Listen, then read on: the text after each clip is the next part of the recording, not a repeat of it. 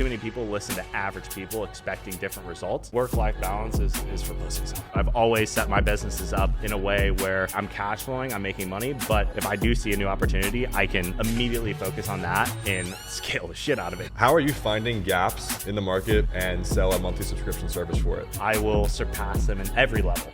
Welcome back, everybody. Today I got Brandon Priest on. One of the homies decided to have him on today. Brandon, go ahead and introduce yourself, what you do, who you are, and what we're doing here today. Yeah, what's up? I'm Brandon. I'm a developer and marketer. Had a lot of experience in like the e-commerce space. I'm obviously Brett Malinowski's business partner, so we do a lot on YouTube.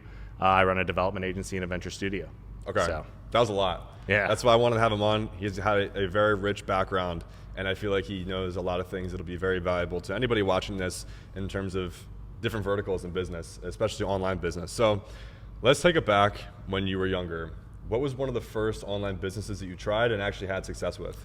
Yeah, so I wouldn't say online business, but I dropped out of college actually a few times. So Okay. I just realized, hey, like college isn't my thing. I saw it as just like a big scam. I didn't want to be in debt, and I was like, I'd rather take 4 years and like develop skills and actually try to make money instead of just, learning from somebody who doesn't know what the fuck they're talking about, And so I dropped out of school, started to teach myself like how to code, and I had a little bit of a video background as well. So the first thing I did was I started a video marketing agency. I watched like the Ty Lopez course, all the SMA stuff back in the day. So I started my first company, which was Social Apex Media, which is what it's called, still around today. And within the first year of doing that, after I dropped out, we scaled to right around like 400,000 a year in revenue. And that was my first major success. Now, after a year, I started to get clients who were asking, hey, do you guys run Facebook ads and stuff? And I was like, I don't know Facebook ads, but I'll learn it, and we'll see what we can do. And so I started to introduce myself into more of the marketing side, the funnel building side. And then that's when I started seeing drop shipping. And I remember watching like Sebastian Georgiou and stuff, and all the big drop shippers at the time. And I was like, you know what, I think I can do this. So I started taking the money that I was making from my agency, investing in drop shipping. And then I saw like my first store that was doing, 30 to 40,000 a month in revenue. And that's when I decided, you know what, I'm going to leave my agency, just because it wasn't, the way I had things set up as a local agency just wasn't scalable. So I hired a CEO who kind of replaced me, and then him and my business partner still run it today. Oh, shit. And so I ended up moving out to Los Angeles, wanted to network, be around people who, also had the same drive that I did. During COVID, I had a massive breakthrough and had a store do right around 500 to 600,000 within 3 months. And that's when, then I moved out to Scottsdale, Arizona. Beautiful Scottsdale where we're at right now. Right. Fucking Yeah, awesome. I've been in crypto since like 2015, 2016 was when I bought my first Bitcoin. And so, I've just been in crypto doing development, building software companies, partnering with Brett, running YouTube channels, and doing a whole lot of stuff. Yeah. So, yeah. That's what I mean. This dude is, I swear, you got your hands in a lot of different things. Mm-hmm. And before I even break down everything you just said, because there was a lot, and that was several years worth of experience and stuff, something that I remembered what you just said was you had your first year running your your agency, I should say, hitting around $400,000 an annual, right? Mm-hmm. So why do you think you're able to hit that figure as your first agency? Man, I literally lived and breathed just how to scale that agency. I mean, like from every morning I'd wake up, that's all I did. Okay. And so it was like just a lot of drive. Like I wasn't afraid to go knock on doors, talk to other agencies, put together exclusive partnership deals. A lot of our leads came from just referrals from other agencies that I'd partner with. So I'd go after like the biggest marketing agencies and be like, hey, we'll do the service for you significantly cheaper, give us your clients. So we work with clients like Spirit Airlines and Garmin and a lot of big companies that we would have never been able to open the door with. But that's when I kind of really understood the power of networking and building relationships with people who are doing significantly better than you. And they're the ones that really open up doors and opportunities. And that goes for really any business. Mm-hmm. But that's how I saw my first kind of breakthrough with the agency. Okay. But a lot of problems, for sure. So yeah, you mentioned that you realized the point where it wasn't scaling to the level it sounds like you wanted it to, and you kind of replaced yourself. Is that right? Yeah, so I'm a little different than most people. You see a lot of entrepreneurs, they stick in the same industry, in the same business for a substantial period of time. I'm the type of person, I get bored with things really easily. Yeah. And the whole reason I wanted to become an entrepreneur in the first place was the freedom and the ability to do what I wanted to do when I wanted to do it. But running a traditional agency, I mean, in a sense, you still have a boss, and your boss is just your clients. And so you're constantly trying to, obviously improve your client's like experience and the service, but it's hard to have that freedom. Like I couldn't just take like 2 weeks off and go travel because there's no way that, like my team at the time would be able to handle that. Like I had to be there every day, and to an extent, like you're just a business owner, and so it's not, it wasn't really what I wanted to do. And so I've always seen agencies for the most part as like a glorified 9-to-5 for the average person, because at the end of the day, it seems like most people that are agency owners are stuck trying to satisfy their clients and are a slave to that. So it's impressive you were able to navigate out of that at a net positive. And then fast forward to today, you're managing a team of developers, and you guys have your own monthly recurring SaaS. Would you mind going into that? Because I think that's very valuable. Yeah, so I did say we run a development agency nowadays, but it's a totally different type of structure. It's a productized development agency, which is a lot more scalable. And then we do have a software company. We teach people how to build software companies using no-code tools. And so that's really the main goal, and we wanted to like prove the model. And so we built a software company within 2 months called Revamped, which basically revamps YouTube content, any type of content, into articles, blogs, newsletters, and scaled that to like $10,000 a month within its first month. Yeah. And so we really just wanted to prove to everybody that, hey, this is actually doable and for any normal person, which is cool. Like when I first started software and learning how to code, when I had like my first app idea, like the entry level was so high for building software. Like 5-6 years ago, I mean, if you wanted to build a software company, you better have like $50,000 in the bank and some sort of technical experience, like manage developers and teams and actually scale, then marketing experience to sell it. And nowadays with like no-code tools, the barrier to entry is so minimal. Like all you got to do is spend, a few months learning how to use Bubble in these platforms. And I mean, you can start a software company doing $10,000, $20,000 a month, exit it at, an 8 to 10x multiple, and make a ton of money. Yeah. And so it's like, it's crazy. But that's like really our goal. Like we just want to help people kind of bypass the roadblocks and stuff that we ran through. Yeah, exactly. Yeah. And you guys, specifically on Brett's channel, marketed Revamped so well. I watched the video of how Brett was kind of breaking down how to basically start your own no-code SaaS. He plugs the new SaaS, which is your guys' own tool. And the way I saw him do it was so like an obvious, yes, I'm going to buy this right now, because he was like, all right, I'm going to import this URL and watch it spit out some short form tweets I can just post right now related to my niche, my industry, whatever, right? So taking the thinking out of creating content and just repurposing content from video to text. How did you originally meet Brett, and what allowed you guys to become good business partners? Yeah, first of all, when it comes to Brett's video stuff, I mean, he's an absolute genius. Yeah. Like he just understands the science behind videos, getting views. So super talented. But I've known Brett pretty much my whole life. Okay. Like we went to elementary school together, middle school. So we've known each other for forever. My dad was like our basketball coach when we were little kids. And it was really funny. Like Brett and I didn't really get along when we were younger. It was like some sort of, like we had a lot of mutual friends, but it was like this competitiveness, And it was funny, like after high school, going to college, the only person that I knew who was like out there trying to run a business and trying to do things, because we're from Kansas, like middle of nowhere. Yeah, pretty much. And he was the only person like doing something. And so it was really funny. We just started kind of keeping in touch, and around, during the e-com days right after COVID, he had a software idea, reached out to me, and we were like, yeah, let's do it. And then, the crypto run came around, and we took all our developers and started doing crypto projects. And that was really kind of how it all started. You know? So yeah, you guys, I didn't know that. You guys knew each other just growing up, not day ones, but you guys knew each other from like day one. Yep. Okay, then let's jump into the crypto side too, because you just mentioned that. Yeah. And this is where I like it too, because we're both in crypto, and I know Brandon has gotten into NFTs really early, as well as made good money through other investments. The state of the market's dog shit. We're not going to talk about that, but I want to jump into how you figured out the trend of NFTs. Why did you think it was actually going to work out the way that it did? And what was it like developing certain projects for the NFT market?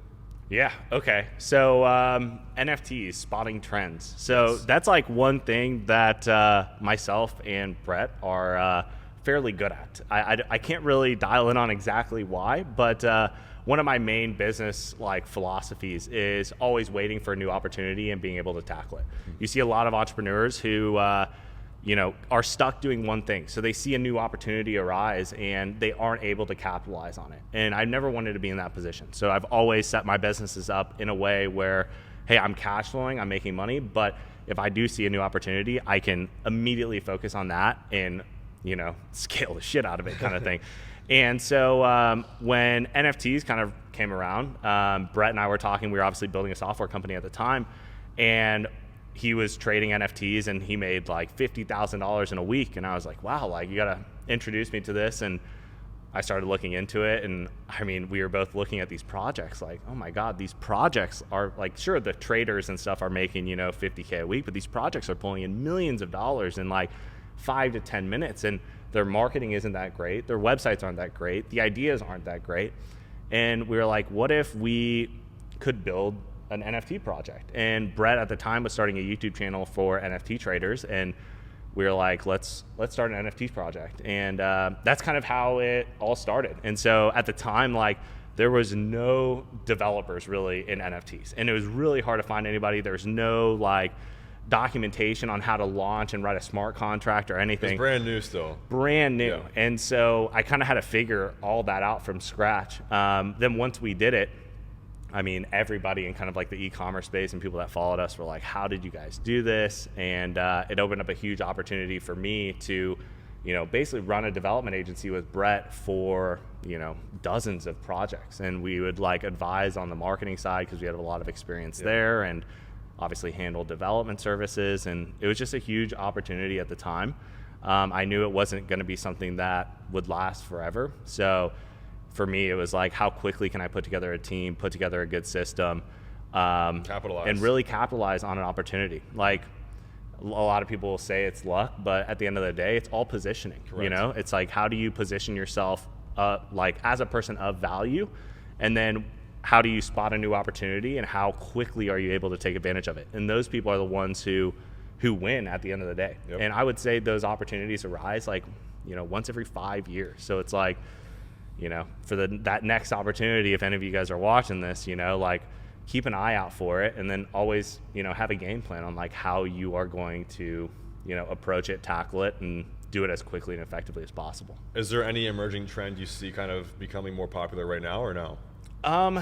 Not at the moment, at least definitely not in the crypto space at the moment, for sure. Definitely not. But I would say probably the biggest trend right now is software. Like you look at like drop shipping, for example, which has been around for a long period of time. But when Shopify came out, they really made it super easy for anybody to launch a store. And now with no-code tools, I mean, there's no reason for anybody not to learn these to develop software. I mean, it is by far the best business. You look at drop shipping, for example, and you're like, okay, like I sell a product for like $20. My cost per acquisition is like $15. So you're making like $5 profit every sale. You got to do a lot of sales to hit that $1 million a year profit. But with software, I mean, you're sitting at like a 95% profit margin. Everything is monthly recurring. So you sell a product once, that same person buys it, let's say 12 times over the course of a year. It's just so repeatable, so scalable. Everything compounds over time. And sure, it maybe takes a little bit more time and thought in like the very beginning, but once it's up and running, I mean, it's just paying out consistently. Yeah. So that's really been like our main focus, and I think as of right now, it's the best opportunity to capitalize on. I'm on the same page as you. That was one of my talking points too, as to why you think it's the best, and you went and just completely answered it. Because one of my favorite feelings is when I wake up, I see the new monthly subscription when somebody gets billed again. I'm like, motherfucker, I didn't have to do anything else besides tell this person one time. So I'm on the same page as you. If you're able to find a gap in the market somehow and fill it better than somebody else and create a better solution, you're going to be rewarded for it, whether it's going to be on a small scale or even a large scale down the road when somebody can scale to multiple 5 or even 6 figures per month. How are you finding gaps in the market to create a solution for and sell a monthly subscription service for it? Yeah, so I mean, there's a few different approaches you can take. One is you find companies that are already solving that problem, and let's say, like, the number one thing I tell people who are coming up with ideas is understand your unique advantages, right? So everybody is different. Some people have worked in an industry, let's say for 5 years, they understand the ins and outs, they understand the pitfalls, the problems. So in an industry like that, you could look up different software companies in that industry that are doing really well. Then look at the reviews and see what people are saying, like, how can I make this better? What do I want out of this? I wish you guys had this. And you can literally take the exact same product that they built, add one unique feature that everybody's asking for, and target that exact same market. You don't even have to come up with a new brilliant marketing strategy. You just copy what already works. You don't reinvent the wheel. It's like funnel hacking 101 from like Russell Brunson, you know? Like, you don't have to reinvent the wheel. Just copy what works. And that's probably the easiest way to start. The other one is just finding problems, you know, like there are so many problems that business owners face, that normal day people face. You can create better experiences, and then just find a problem and develop a solution for that problem. The bigger problem you solve, the more money you make. You know, it's pretty straightforward. But I would say the best way for someone who's breaking into software is to pick an industry, pick a niche, see a solution that already works, see what people want to see, like, out of that solution even more, you know, that aren't developed, that aren't built, and then target that exact same demographic. That is probably the easiest way to start a software company. And I tell everybody this too. I'm like, sometimes it's better to be second, you know, because you let the first guy run into all the problems, all the issues, and then you just bypass all of that, and then you have like a perfect foundation to start building off of. I'm so glad you answered it that way, because I was going to say the same shit. What I do is I will go in the Go High Level community or even on Reddit and see what some of the most common complaints are. And most of the time now, Go High Level, the software platform, the CRM platform, they have their own app marketplace. And there's so many people that are not coding experts, but they have some sort of either no code integration, or they've paid a development team to create the app, plug right in the high level, and instantly they're getting the entire marketplace and market share of high level users instantly featured on the platform. And that's solving a problem that a lot of users face. So I think that also is another big thing, doing the research to see the problems, but also being able to create a solution in an ecosystem where there's already existing users. And from there, you're not even doing any crazy marketing. It's being marketed for you. That's how Beamly is now listed for Capital Club Marketplace. I think if anybody's able to do that, you're going to be saving a shit ton of money when it comes to marketing costs. Yeah, I think at the same time, too, another opportunity on the table is just AI, right? You look at all these software companies, like just B2B software companies, so business solutions, and you're like, oh, 99% of them don't utilize AI whatsoever. So it's like, okay, I can build that exact same platform, figure out a unique way to tie AI into that platform, and there's your angle. There's an entire new market.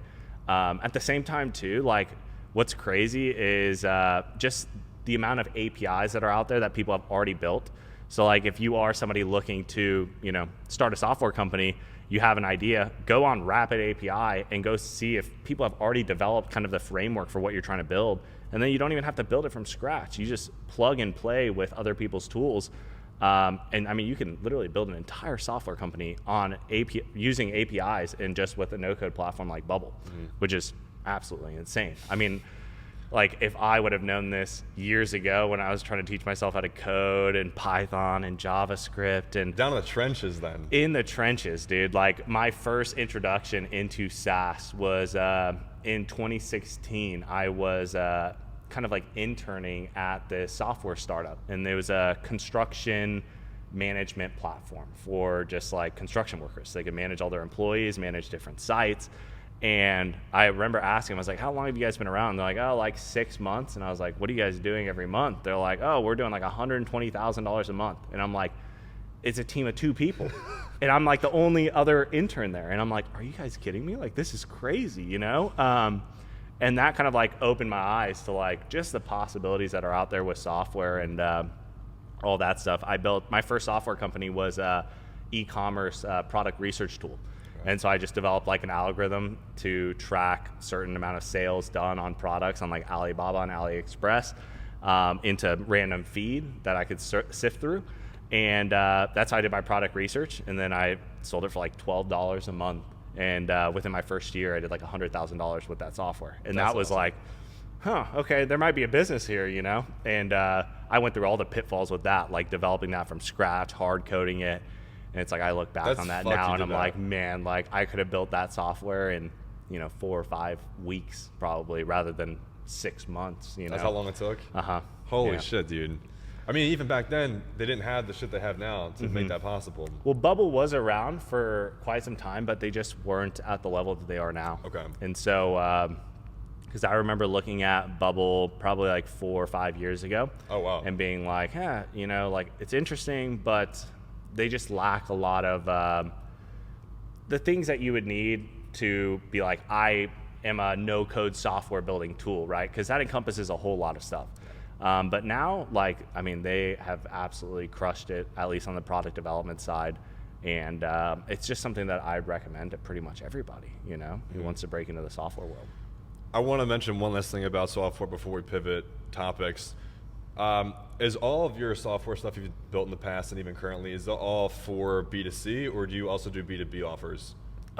Pretty much everything is like business to business. The reason is it's a little bit easier to niche down. So if you decide to take a consumer approach, just like a B2C, I mean, it's a lot harder. You're gonna need a little bit more money, at least on the marketing side, the brand awareness side. It's a little bit more difficult versus going B2B and proving that your solution works with one company. Then you have a case study, you have proven metrics, and then it's way easier to sell to multiple businesses. And so, that's just my main take is I would advise people, at least their first time, to go business to business, because niching down, as crazy as it sounds, because a lot of people are like, I want to go broad, I want as many people to see my stuff. It's like niching down is the best possible option because you understand your ICP, your ideal customer. You can build a very specific profile for them. You can build all your marketing campaigns, all your funnels around that specific customer. And then later on you can scale. But that's why I always recommend B2B as kind of the first starting point. I'm on the same page as you, because going back, you just mentioned right now, talking to your ideal prospect and ideal client, I still today will take calls from people just to get feedback or just to pick their brain to see what are your biggest pain points. What do you think your dream situation is, finding a solution that could be beneficial to you within your business? And each time I get more and more narrow, like I'm talking to that person through the screen, whether it's through ads or a piece of content that really speaks to them at a deep level, and they're like, wow, this guy seems to know all my problems and these solutions, and it sounds perfect. I'm gonna book a call with this guy. So that entire market research process is, I believe, super crucial for finding the people that are just gonna buy, because you don't wanna go broad, as you said. Yep. It's not gonna be good long term. It doesn't make your life any easier to go broad. So as someone who's doing all these things as yourself, what does your day-to-day look like, and what did it look like to get here?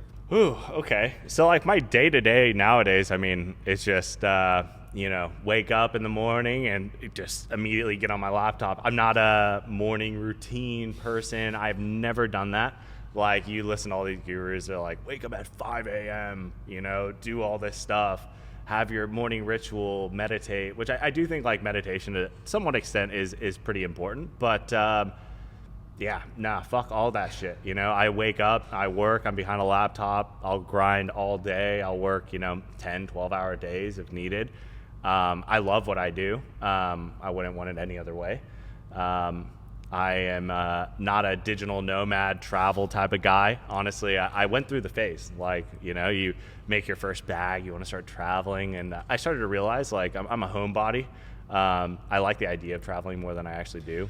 Same as you with that shit. Yeah, I'll book me and Brett will book a 2-week trip in Spain, right? And we'll be there for 5 days. And we're like, yeah, you want to just go home? Let's just get out of here. So, but when it comes to my day to day, I mean, like you watch these like gurus on Instagram, right? And they're like, oh, like I'm laying by a pool, I'm on a beach, you know. It's like most of that is pretty bullshit, you know. It's like most of these guys, if they're really making money, you are behind a laptop like 24/7.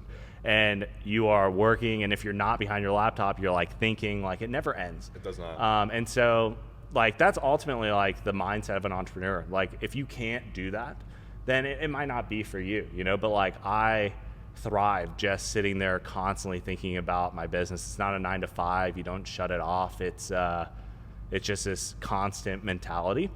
But when it comes to like biohacking and like all that stuff and morning rituals, I'm not into all that, you know. I think to some extent it is important. I think as you continue to make money and you hit these new stages, you do have to become a different person to kind of get to that next level. So, you know, when you make your 0 to 10K, right? Like you change who you are as a person. 10K to 100K a month, you know, you're really changing. 100K, you want to go to $1 million a month. It's a different animal. So it's like, but yeah, that's really just the journey that I'm on. I don't really do anything crazy. I'm a behind the scenes guy. So I'm never doing podcasts. I'm like the behind the scenes operator because that's just what I'm good at, you know, and it's what I like doing. So you have no work-life balance, and I don't really either because we're always thinking of something. Even when I'm out of fucking Toka, I do believe anybody that's constantly posting some shit that they're like not working is probably not doing the numbers you think they are. Yeah, I mean, work-life balance is for pussies. Yeah. So like there's I don't know who said this. It might have been like David Goggins or something, and he's like, the only way you find balance is by pushing yourself to the ultimate threshold where there is no balance, and you know what that is, and then maybe you dial it back. But to some extent, I think too many people listen to average people expecting different results, and so every average person will tell you, oh, you need work-life balance. You need to, shut your mind off from work and, focus on other things. And it's like, okay, yeah, if I want the same life that you have, sure, maybe I'll have some work-life balance. But to some extent, it's like, I do not want your life. So it's like, it's crazy. I was literally talking to a buddy of mine yesterday about it. And he's like, hey, like, I'm thinking about going to college and stuff. I'm like, why would you do that? He's like, everybody's telling me to go to college. And I'm like, do you want the life that every average person has? Because every average person goes to college, gets a degree, and they're content with making $100,000 a year. And it's like, sure, if you want that, do what everybody tells you to do. Have the work-life balance, go to college, get a formal education, or just grind for 4 years, figure out how to develop skills. And I mean, the opportunities are endless at that point. So, but at the same time, like, again, it's not for everybody, It's very intense. It's very intense. Like, you have to be willing to go through extreme levels of stress. Yeah. Times where everything is just falling apart, and you stay composed, and you figure out how to push through it. And I mean, it just takes a different mentality, which I think anybody can develop. But the only way you develop that is by putting yourself in a position where your back is against the wall, and you got to figure it out. That is like the most character building situation to be in. When everything's on the line and the pressure is pretty much all on you. Mm-hmm. And most people these days are going to crack under that because they haven't been mentally prepared growing up to hold themselves accountable to that level. Most people today are soft as shit. Exactly. Like they have no, discipline, mental focus. And, to some extent it's like, hey, I can have more discipline in other parts of my life too. But, to be able to take the risk and be okay with it, to burn the ships, they say, like, there's no plan B. There's only plan A. Uh-huh. And it's like, once you get into that mentality, I mean, everything changes, And I think a lot of that was just instilled upon me in, like, my childhood. And, like, my parents were really tough on, like, me and my brother. And like we got rid of all our TVs growing up and all this stuff. I actually thought about this the other day. I was like, yeah, I grew up most of my life, elementary school, middle school, high school, no TV. Wow. So it's like I couldn't ever relate to kids and like the new video games and all this stuff and sports. And I think to some extent it was an extreme blessing just because I'm okay with not being normal. I'm okay with everybody thinking I'm weird or whatever. And I will surpass them in every level of vertical. life, And so, I mean, it was just crazy. Like I didn't buy my first video game console until I made $1 million. Until I had $1 million in the bank, then I went out and bought a PS5. That's awesome. Which I absolutely love, and it's fun from time to time. And hey, like, me and the boys and the employees will all play little video games. We'll come here to the office and have a little LAN party, but to some extent, like when you're on that initial grind, like, yeah, you got to sacrifice, Yeah, so. I want to jump into as well, because you have a girlfriend, obviously. How is she able to understand that you're always fucking grinding? And that's just that's the name of the game. How does she deal with that? I think she deals with it fairly well. Yeah. I think, obviously it took a little conditioning, to get used to it. Because obviously I don't work a 9-to-5 job, I could be on the clock until 3 a.m. And, but at the same time, like, I think she respects the, discipline and the drive. Like, as a man, I think it's my duty to provide, and I wouldn't have it any other way, And so, like, I still do like the date nights and, all those things, but yeah, I'm not a very emotional person to some extent too, which makes it hard. Like, I don't care really about my feelings, how I feel when I wake up in the morning, if shit's going bad, if crypto's down like it is right now and I'm down like 200 grand, I'm not waking up like laying in bed feeling bad about myself. Like, I got shit to do, and yeah. So, yeah, I mean, the relationship life honestly has, helped in a lot of ways too. And like, especially as I'm like getting older and stuff, and like considering the possibilities of like, a family, it's like, man, like, I need to hit my goals like even faster. Yeah. And so it's even more pressure. Exactly. Which is good. Like, I love the pressure. I'll create pressure for myself even if there's no pressure at all. I think you have to. You have to manufacture if there is no pressure. Mm-hmm. Otherwise you're just going to kind of fall off in a little bit. Yeah, it's just about having like a constant sense of urgency, mm-hmm. which at a certain extent, like, I learned the hard way too. After you make your like first big bag, you kind of start getting a little comfortable. You're like, yeah, it happens to everybody. And after a year, I remember looking back and being like, I've got everything I want in life. I've got the money, I've got the cars, I've got everything, but I just don't feel satisfied. And at that point, I just took a step back and I was like, I just lost my sense of urgency. And so having like regained that urgency again, and like, that's where I find, value, and I feel better about myself. And it's crazy. Like, I feel better about myself with the more stress that I put on myself, which is crazy. I am the same way, because I thought I was weird for that. I was like, why do I feel better when I'm stressing myself out more but getting more things done? And I think that's what it is getting things done. And your mind, and you just know, like, oh, you're pushing forward every single day. Mm-hmm. And the days that you don't, you kind of feel like shit. Mm-hmm. You're just like, why the fuck didn't I perform at the same level I usually do today? What are your thoughts on the current market conditions right now? And did you think that we would be at levels where we are right now 6 months ago? Yeah. Okay. For sure. I mean, I've been through a few market cycles. So 2017, that entire bear market was my first bear market. And that one was really tough for me too, because I had a substantial amount of Bitcoin at the time. And I didn't have as much money at the time either. I'm like running an agency. Sure, I'm making, like 6 figures a year.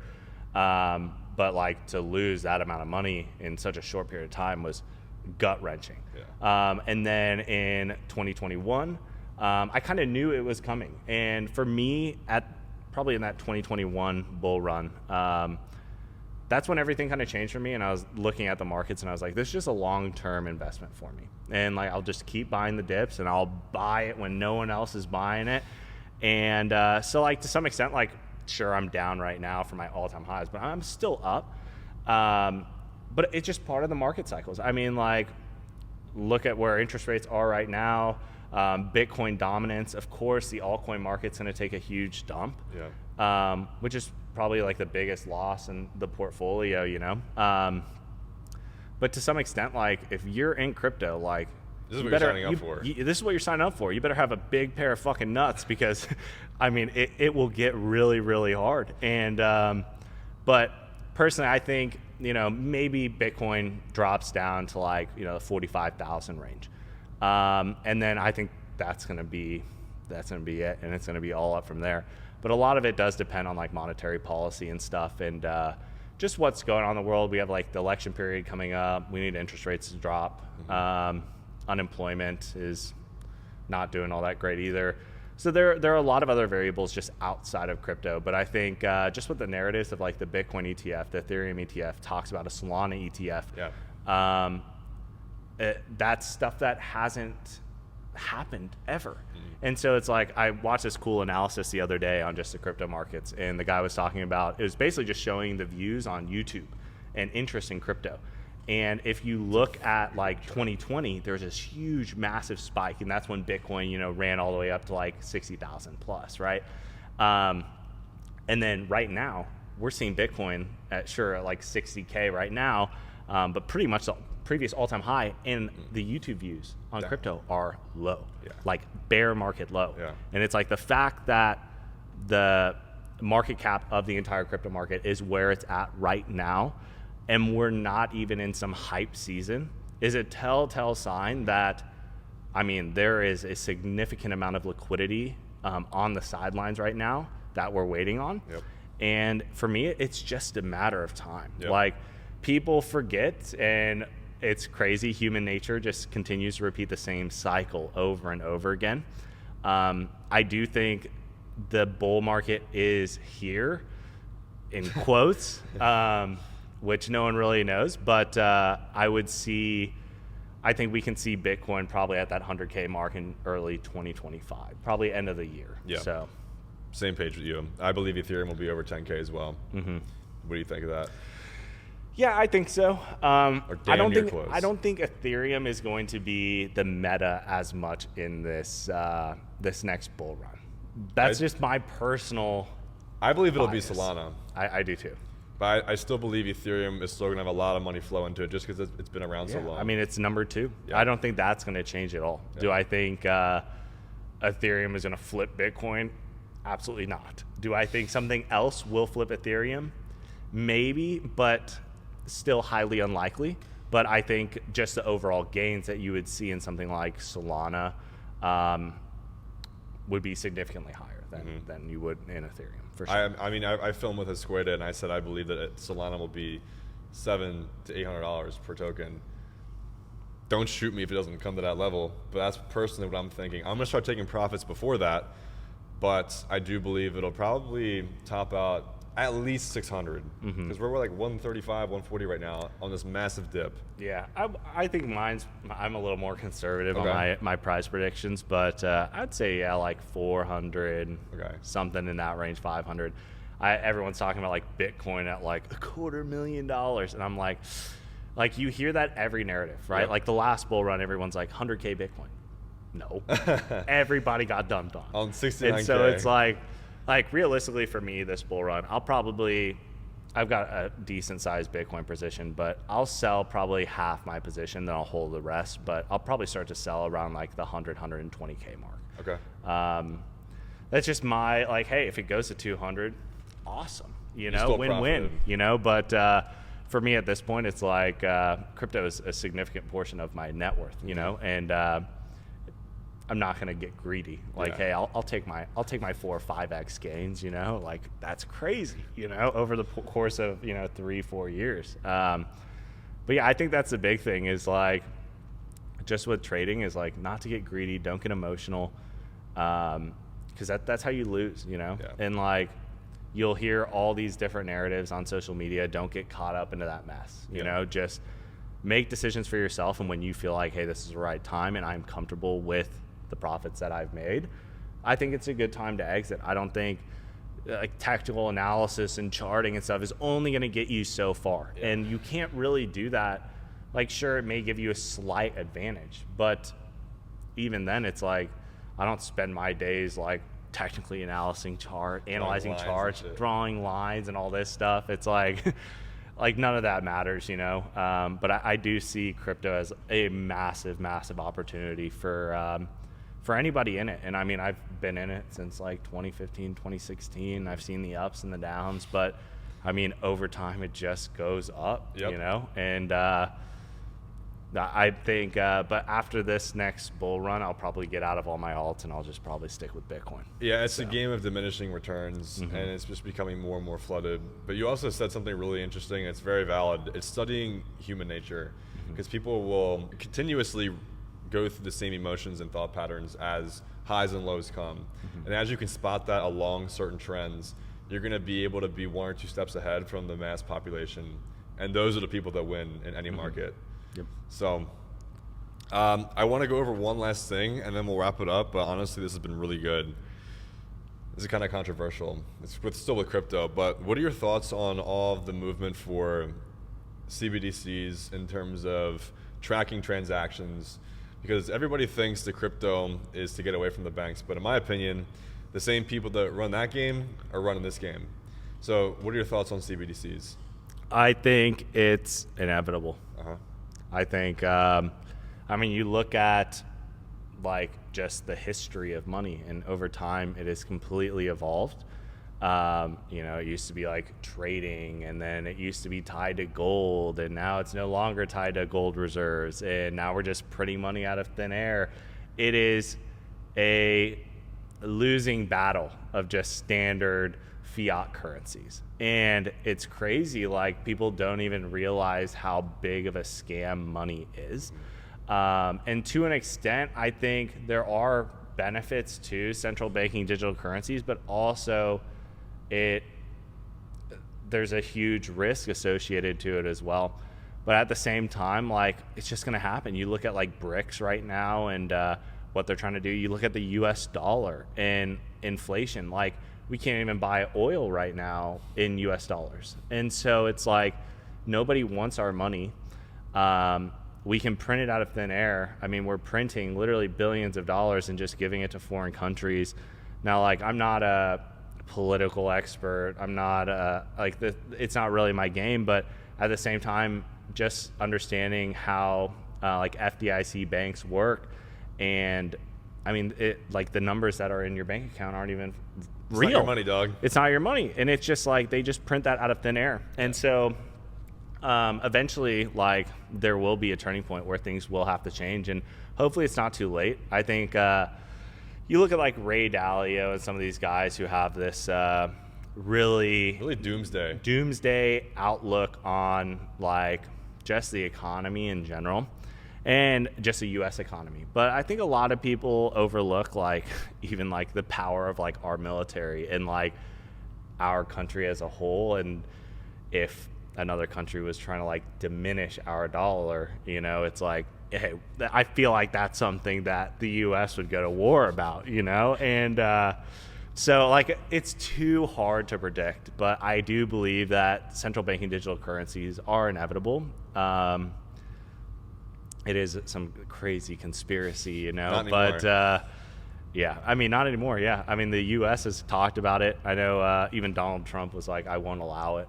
But it's like, okay, like, yeah, sure, for your 4-year term, but who's next? And at a certain point, I think it'll be almost out of our control. Like, it is a little bit scary, like programmable currency. Yeah. So you think about like inflation at 10%, and it's like, oh, how would we solve it with CBDCs? Well, hey, everybody at the end of the year, we'll take 10% from everybody, like just 10% of your money just gone. And it's like, now there's no inflation. And it's like, sure, it solves a problem, but at the same time, it like screws a lot of people. But it'll be interesting to see. Like, I try not to focus too much on things like that are just outside of my control. It's how you stress yourself out and you don't make any progress because you're sitting there just thinking. And I call it like analysis paralysis. Of course. And so, but at the same time, like, hey, if you're like hustling and you're grinding right now, focus on the things that you can control, buy crypto, focus on your investments, focus on how to like generate wealth, not even like penny pinching money, but like how do I develop skills? How do I put my money in the right places? And like at the end of the day, like no risk, no Rari, like take big risks. Don't be afraid to fail. Like I tell people that all the time. I talked to a buddy the other day and he was like, man, like I really want to start a business. I want to invest in crypto. I only have like $40,000 and I don't want to risk it. I'm like, what are you talking about? You have $40,000. You're 23 years old. If you lost all of it, who cares? Like, invest that into your skills to a point where, you know, like, hey, like I have a risky portfolio right now, but man, if I lost everything, there's no doubt in my mind within a year I could be making like 50 to 60K a month, you know? And just because I've spent the time developing the skills that are applicable, I can provide value to pretty much anybody that I meet. I have a good network of people that I'm around, and it's like, it's all positioning again. Yep. So it's like, as long as you position yourself correctly, who cares what's going on in the economy? Who cares what everyone else is doing? Like, during COVID, for example, everyone's losing their jobs. Everyone's in panic mode. You're making the most amount of money. And I'm making the most amount of money I've ever made, you know? Same. And it's like, because I spent the time developing the skills, positioning myself correctly, and it doesn't matter what goes on in the world. Like, you're only in control of like your inputs, and what you input in your life will produce the outcomes in your life. So Correct. It's like, yeah, CBDCs, yeah, who cares? You know, like, we'll figure it out when it comes. But for right now, it's like, none of that really matters to me. So that was a great way to wrap it up. That was great. The whole spiel that you can't control certain things, so don't even fucking stress about it, because otherwise you're going to take away time and mental bandwidth from the things you can control. Mm-hmm. And at the end of the day, that's the most important thing. So Brandon, do you have any last words or last thoughts you want to share before we wrap it up, or no? Yeah, I mean, quick plugs, anything. Yeah, I mean, for all of you people out here watching this that are grinding, you know, keep it up. Focus on developing, you know, a primary skill, being the best in the world at whatever you do. Figure out how to position yourself and network with the right people. That's probably the biggest takeaway in like my life, like my network, being friends with like you and everybody, our entire friend group, you know. And it's like, when you're just around people like that, like, you'll win, you know. Focus on, like, don't listen to all these gurus on your morning routine and stuff. Just work, be the best at whatever it is that you do. Focus on the things you can control, and burn all the ships, you know. There's only plan A, risk it all, you know. And yeah, I've never seen anybody like work hard every single day, risk and lose, you know. Like, if you have the work ethic, you have the mindset, you'll win at pretty much anything. So it's just a matter of time. Just a matter of time. So, ladies and gentlemen, thank you so much for coming on, Brandon. I appreciate you coming on, just chopping it up for a bit. As usual, guys, links are in the description for all of my stuff as well as Brandon's. Make sure to check out his stuff if you like listening to him today. But as usual, don't be motivated, stay disciplined, and I'll see you guys in the next video.